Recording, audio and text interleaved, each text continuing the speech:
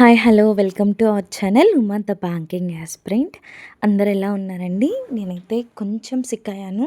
So, yesterday అయితే అసలు book అనేది టచ్ చేయలేదు. సో, హాస్పిటల్స్ అని, చెకప్స్ అని ఒక 1 డే వేస్ట్ అయిపోయింది నాకైతే. కాకపోతే కొంచెం హెల్త్‌లో ఇంప్రూవ్‌మెంట్ అయితే కనిపించింది. సో, చక్కగా దేవుడు నన్ను ఆరోగ్యంగా ఉంచినందుకు కొంచెం పూజ చేసుకొని, ఇంకా ప్రిపరేషన్ అనేది స్టార్ట్ చేయడం జరిగింది.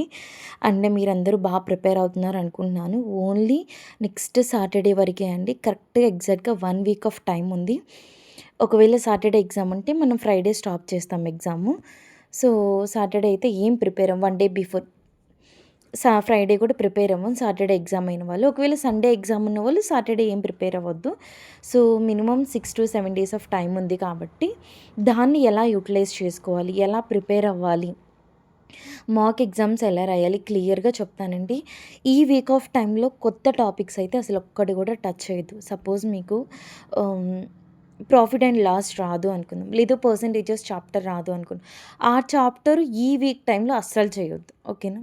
ఫస్ట్ థింగ్ ఈ వీక్‌లో చేయాల్సింది ఏందంటే ప్రీవియస్ ఇయర్ క్వెషన్ పేపర్స్ ఉంటాయి. ఆ క్వెషన్ పేపర్స్ అన్నిటిని కూడా ఒకసారి ఒక 2-3 పేపర్స్‌ని ఎదురుగా పెట్టుకొని కంపేర్ చేసుకోండి. ఏ పేపర్‌లో ఏ టైప్ ఆఫ్ క్వెషన్స్ వస్తున్నాయి, ఏ టాపిక్స్ నుంచి వస్తున్నాయి అనేది క్లియర్‌గా అనలైజ్ చేసుకొని ఒక బుక్ పట్టుకొని రాసుకోండి. టాపిక్స్ ఎందులో నుంచి వచ్చాయి మాక్సిమం. మాక్సిమం 6-7 టాపిక్స్ నుంచి మనకి ప్యూర్ అర్థమెటిక్ క్వెషన్స్ అయితే వస్తాయి. సో, అవి ఏంటి అనేది నేను వీడియో ఎండింగ్‌లో చెప్తాను. క్లియర్‌గా వినండి. అండ్ నెక్స్ట్ రీజనింగ్ పజిల్స్ ఉన్నాయి మనకి. Floor based puzzles. Next certain number puzzles ఒకటి. లేకపోతే stock puzzle. Next floors and flats puzzles. లేదంటే 8 members sitting in a circular or the square box. Some of them are facing inside, some of them are facing outside. లేదంటే all of them are facing inside and sitting in a rectangular or the square table. Each side 2 persons are sitting or 1 person is sitting. ఇలా different types of models of questions అయితే రీజనింగ్‌లో ఉన్నాయి. అలాంటి questions previous year question పేపర్స్‌లో ఏమొచ్చాయో వెతకండి. Search చేయడం start చేయండి.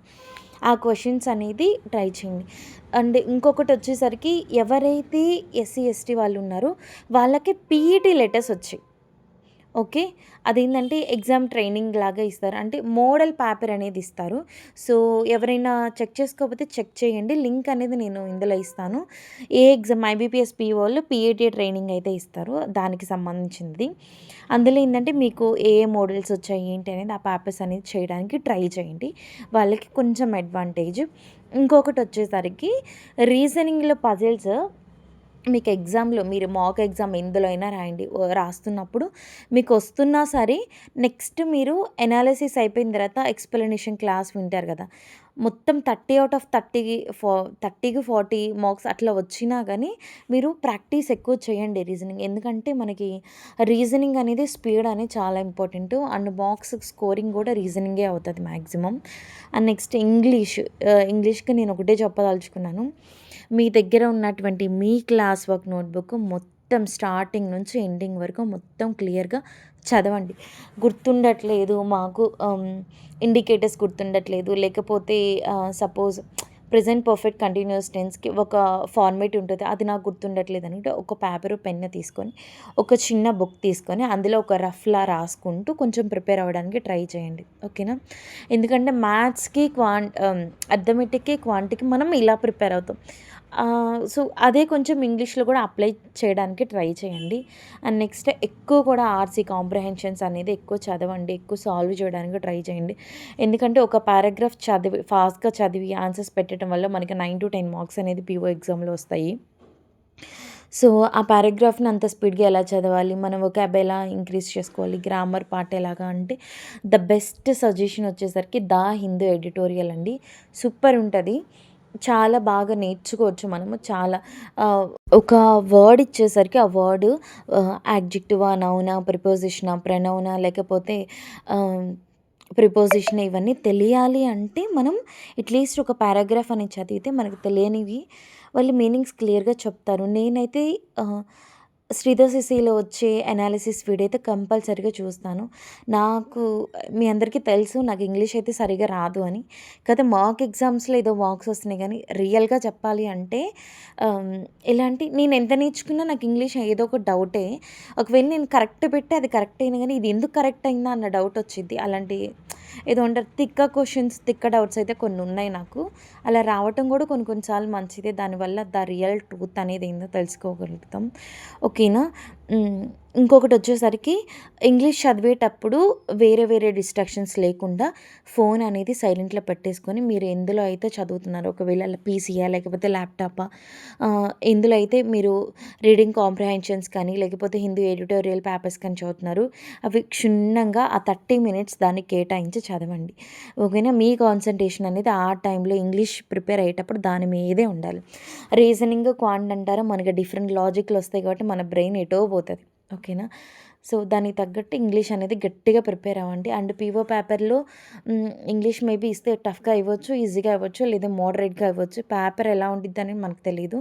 కానీ patterns అయితే మనం డైలీ మాక్ ఎగ్జామ్స్ రాస్తా ఉంటాం కాబట్టి ఏ సైట్‌లో అయినా కానీ ఒక ప్యాటర్న్ అయితే మనం ఊహించుకోగలము.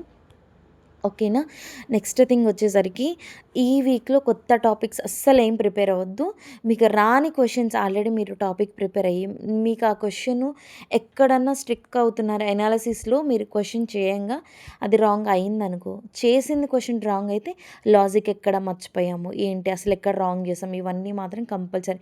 ఎనాలిసిస్‌కి ఎగ్జామ్ 1 అవర్ అయితే ఎనాలిసిస్ 40 మినిట్స్ అన్నా చేయండి. ఓకేనా.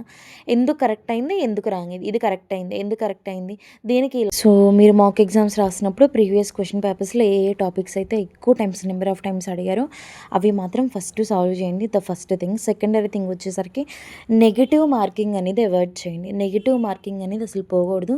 నేనైతే అదొక్కటే ఇంప్రూవ్ చేసుకోవడానికి ట్రై చేస్తున్నాను. ఎందుకంటే ఒక 60 క్వెషన్స్ అటెంప్ట్ చేసి అందులో 10 క్వెషన్స్ రాంగ్ అయినాయి అనుకో 2.5 మార్క్ అనేది పోతది.